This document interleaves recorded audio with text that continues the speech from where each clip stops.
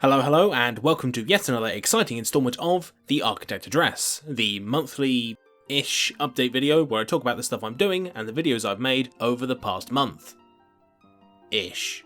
To start with, I want to talk about the time it takes to make videos, because it's a bit of a weird topic. I've seen literally 0 people complain about the time it takes for me to make these, yet I always kind of feel like I'm doing them too slowly. The average turnaround is about 2.5 weeks, and I don't know.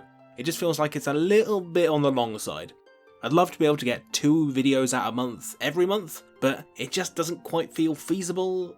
Who knows? I don't know if I'm making better videos now and that just means they take longer than they used to, or I'm getting lazy. It's a bit of a thing to figure out. I think I'll try and make them faster in the future, but I don't really know how it's going to shake out. Anyway, speaking of those videos, let's move on to the first one I made in the last month, and that is how The Outer Wilds makes running out of stuff fun. This was a video that I just kind of wanted to make because, my god, The Outer Wilds is kind of amazing. And I really wasn't expecting the video to do so well, but turns out it did too, which is good. Resource management is one of those topics that's a little bit dry and it's hard to make interesting, so I'm actually really glad that The Outer Wilds came out, and it gave me a way to lead into the topic without spending ages going on about ratios and numbers like the early drafts did. There is something like weirdly compelling about the idea of running out of stuff. There's probably some deeply ingrained psychological response that drives us to do better when deadlines or shortages are on the horizon, and it's really interesting to see all the different ways games have tapped into that over the years.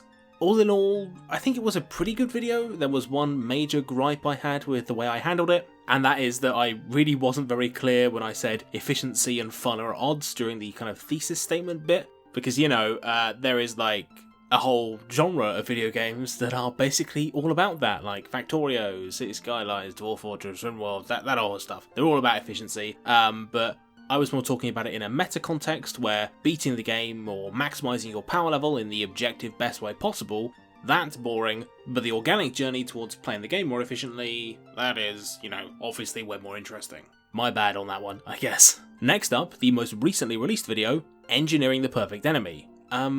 Enemy design is one of those topics that seems like it'll be really easy to talk about, but man, it is not. Pointing out enemies that are good is, fine, but there are surprisingly few resources or videos that actually get to the heart of what enemies are for on a structural level, and that was the question I kept coming back to over and over again while trying to write the script. I think a large inspiration there was me finally getting around to playing Prey Mooncrash, which is legitimately really, really good, and I can see myself using it in a video all about roguelikes at some point in the future. I think Mooncrash might actually be better than the original game. A lot of my problems with Prey stem from the fact that it has all this cool systemic stuff, but there's no real reason to use them a lot of the time because they're not very powerful relative to the boring shotgun and the boring side blast ability that just kind of annihilates everything. But Mooncrash, it keeps the power level really low and all the different characters can only get certain abilities, so there's actually a massive incentive to make use of that sort of stuff and sneak around enemies and make traps and do all that stuff, which is really interesting, and that's kind of where the game shines. The story is even legitimately compelling in places, and that's something I can't really say about Prey.